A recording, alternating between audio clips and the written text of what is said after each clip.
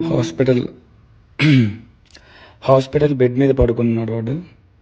5 lakhs తీసుకొస్తే బ్రతుకుతాడు, లేదంటే కష్టం అని చెప్పారు. అంటే ఇప్పుడు ఏంటి? ఇప్పుడు వాడి జీవితం విలువ 5 లక్షల. ఆ 5 లక్షలు లేకపోతే చచ్చిపోతాడా?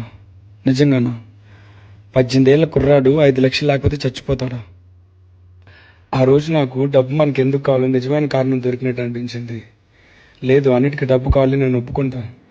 ఒకరికి అందరిలో గొప్పగా బ్రతకడానికి కావాలి డబ్బు, ఇంకొకరికి ఇంట్లో వాళ్ళని బాగా చూసుకోవడానికి కావాలి, ఒకరికేమో వాడు ప్రేమించిన అమ్మాయిని ఇంట్లో ఒప్పించుకోవడానికి కావాలి, డైలీ ఎక్స్పెన్సెస్, మంత్లీ ఈఎంఐస్, అందరికీ అన్నిటికీ కావాలి డబ్బు. డబ్బు లేకపోతే నేను ఒక మనిషిలా కూడా ట్రీట్ చేయరు ఇక్కడ. నేను ఒప్పుకుంటా. కానీ నీకు కావాల్సిన వాళ్ళు హాస్పిటల్లో డెత్ బెడ్ మీద పోరాడుతున్నప్పుడు, నువ్వు కేవలం డబ్బు లేక వాళ్ళని కాపాడుకోలేకపోతున్నప్పుడు, అదంతా చూస్తూ హాస్పిటల్ బయట ఏం చేయలేక నిల్చున్నప్పుడు లోపల చచ్చిపోయేవాడితో పాటు నీకు కూడా చనిపోవాలనిపిస్తుంది. అలాంటి ఒక రోజు వచ్చినప్పుడు నువ్వు బ్రతుకుంటే ఏంటి లాభం? సో నాకు అసలు డబ్బు ఎందుకు కావాలి? తిని తిరగటానికా?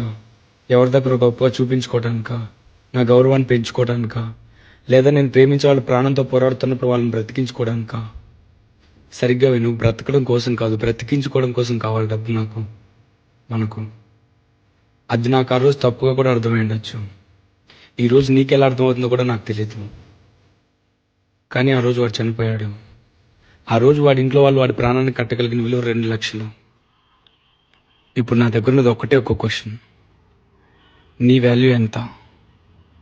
దాన్ని పెంచడానికి నువ్వేం చేస్తున్నావు? ఒకసారి అడిగి చూడు. ఇప్పుడు నేను అడిగిన ఈ క్వశ్చన్ నిన్ను భయపెడితే మాత్రం నువ్వు చేయాల్సింది ఏదో ఉంది, నువ్వు మొదలు పెట్టాల్సింది ఏదో ఉంది. మొదలెట్టు.